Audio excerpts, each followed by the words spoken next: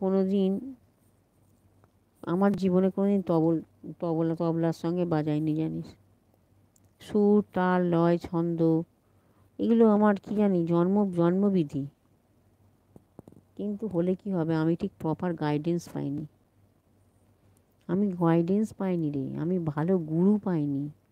অত কান্নাকাটি করতাম, আমাকে একটা ভালো গুরুজি দাও না। গুরু ছাড়া কোনোদিন ওঠা যায়? ভাই যেমন গুরু পেয়েছে, ওর বাবা খুব করেছে ছেলের জন্যে, কিন্তু ঠিক মানে কী গান গাইবে, গান গিয়ে কী হবে, বাড়িতেই করছে করো, সারেগামা এমনি রবীন্দ্রসঙ্গীত ঠিক আছে। তারপরে একটা সময়ের পর থেকে আমি নড়ে চড়ে বসেছি, নিজে হারমোনিয়াম কিনেছি, নিজে সব করেছি। গাইডেন্সের অভাবে কত শিল্পী একদম। আমার মা চাইতো আমি গান শিখি, কিন্তু আমার বাবা কোনোদিন চায়নি, বলতো কি হবে, ওই তো সেই হাতাখুন্তি ধরতে হবে, এরকম কথাবার্তা। মানে খুব খুব কষ্টের জীবন আমার, খুব কষ্টের জীবন।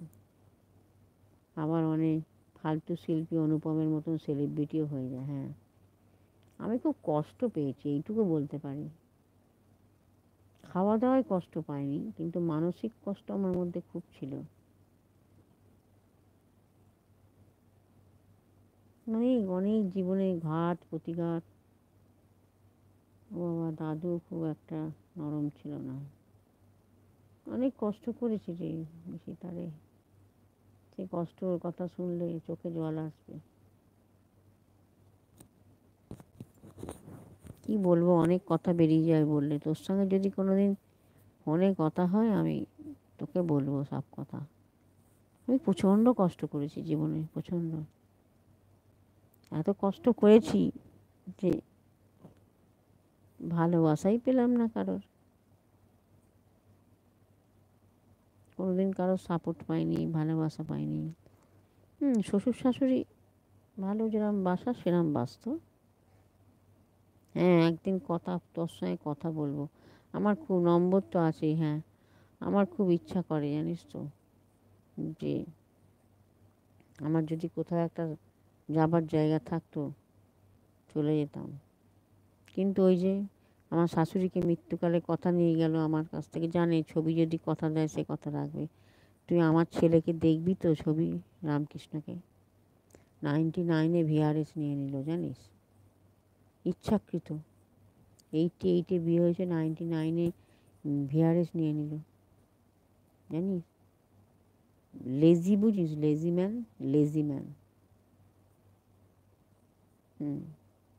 আর বলিস নি, অনেক জীবনে অনেক কি বলবো হিস্ট্রি, বড় একটা মোটা রামায়ণ হয়ে যাবে।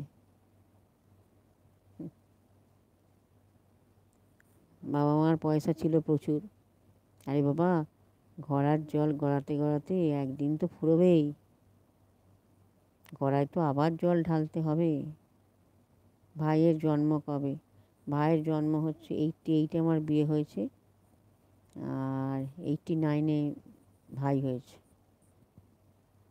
89, 1989। আমি তো মিথ্যে ফিথ্যে কথা বলতে পারি না, আমার আসে না।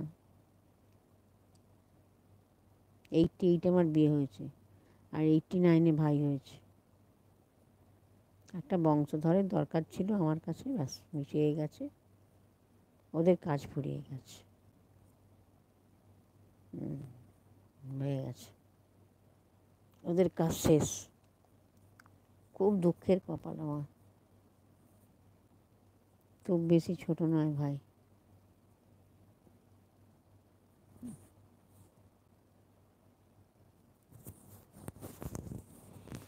অনেক কষ্ট আছে, এই বুকটায় অনেক কষ্ট জমা হয়ে আছে।